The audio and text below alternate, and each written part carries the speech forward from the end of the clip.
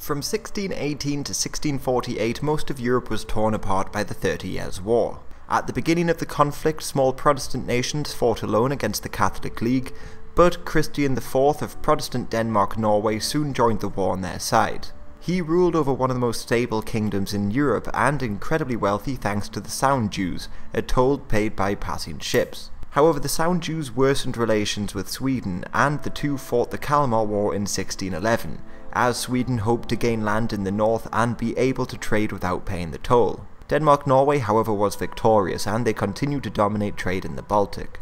Plus, Sweden was also preoccupied with Poland-Lithuania ever since both of their countries were ruled by Sigismund. Sigismund was ousted as Swedish king, but his Polish successors didn't relinquish claims on the Swedish throne.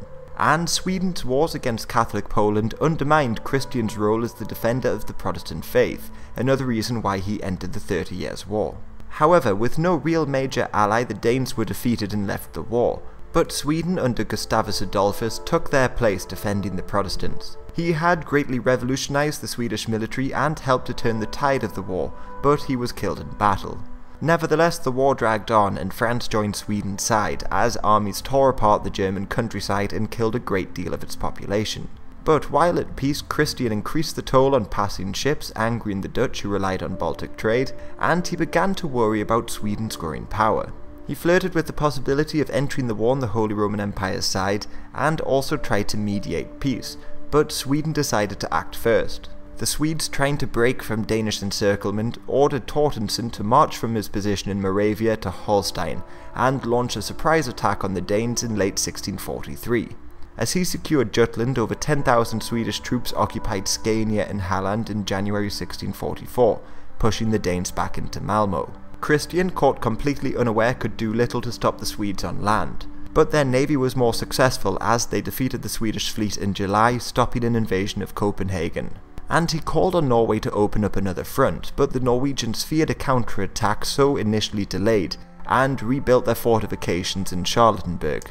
But they were finally persuaded to launch an offensive into Sweden, but these were soon driven back. Then in October at Fehmarn, a combined Dutch and Swedish fleet crushed the Danish navy.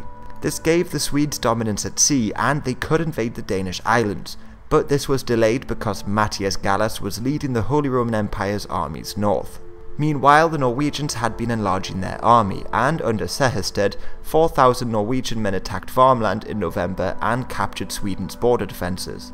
They however halted there temporarily, and these delays allowed the Swedes to fell trees and cut ice in frozen lakes in order to delay their advance even further.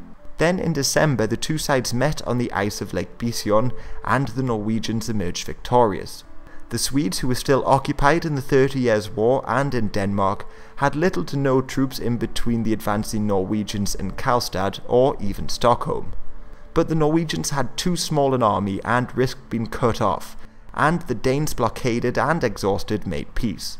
The Peace of Brömsebro greatly changed the balance of power in Scandinavia, as Sweden took territory along the Norwegian border and islands in the Baltic like Åsele and Gotland. Plus, they occupied Halland for 30 years, and the Danes could no longer collect a toll from Swedish ships passing through the Sound Dues. Plus, Sweden continued fighting in the 30 Years' War, and at its conclusion, expanded their empire even more, becoming a dominant power in Europe. But they would soon become embroiled in the Second Northern War against the Polish-Lithuanian Commonwealth.